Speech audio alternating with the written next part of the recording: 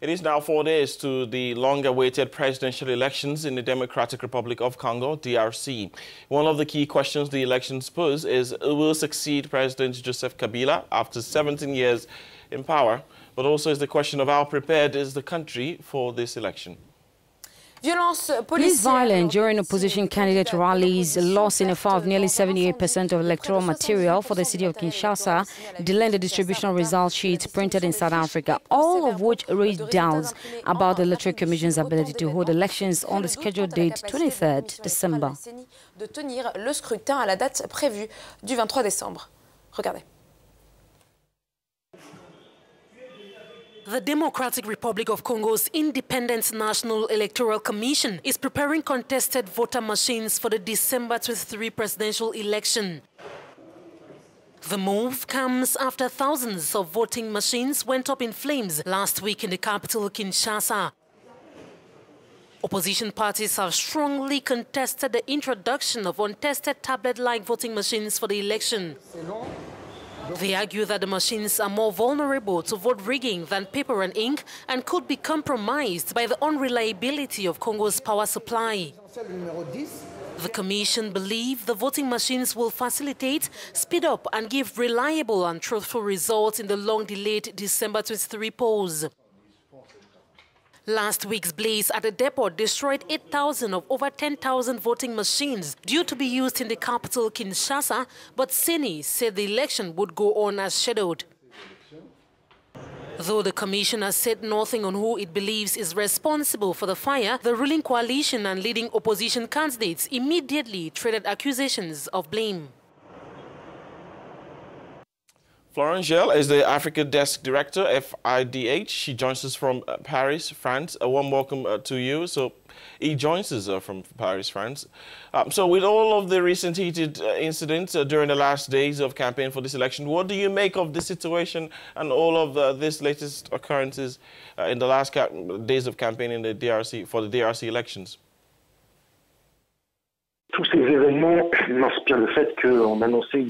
All these events inspire me to believe that a hot, risky election campaign has been instigated, which is what is happening. In addition to the destruction of the main voting machine depot, there have been many human rights violations, including about 7 deaths in recent weeks, mainly among opposition supporters.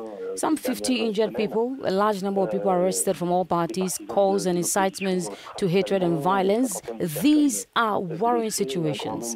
So in these circumstances, first of all, we need to ask ourselves whether the material conditions are met to hold the vote, and above all, in what atmosphere will this crucial election take place on 23rd December. I think we must not doubt that the supporters of the government want to go to the polls, which is crucial for them, just as it is for opposition supporters, I should say.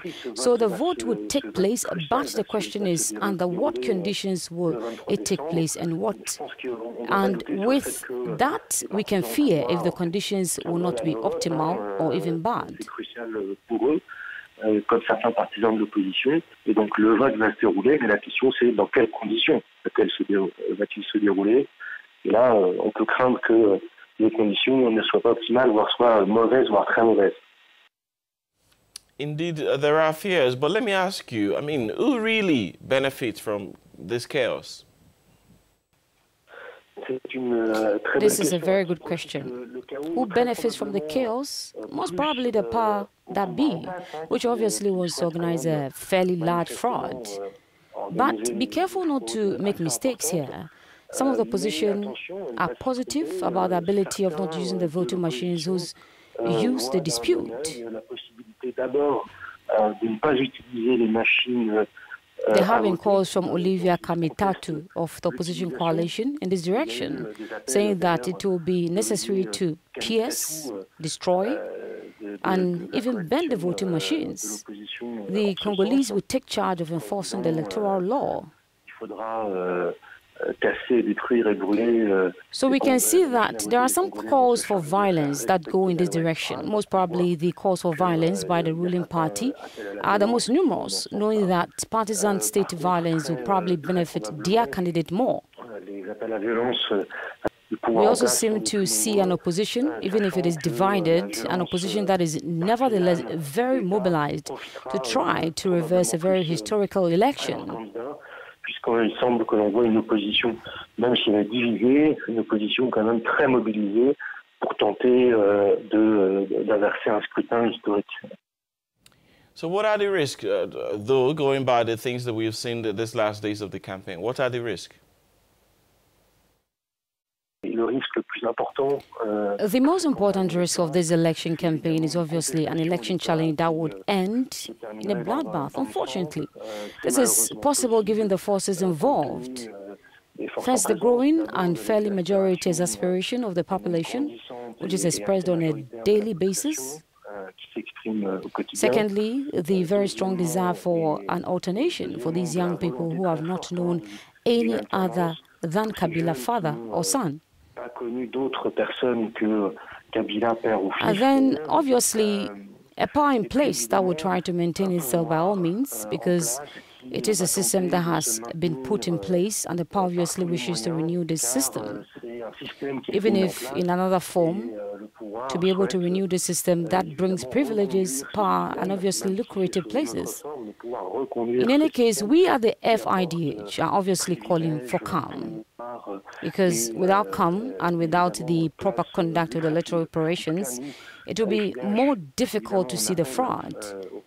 It will obviously also be impossible to contest, if necessary, the legality of these elections.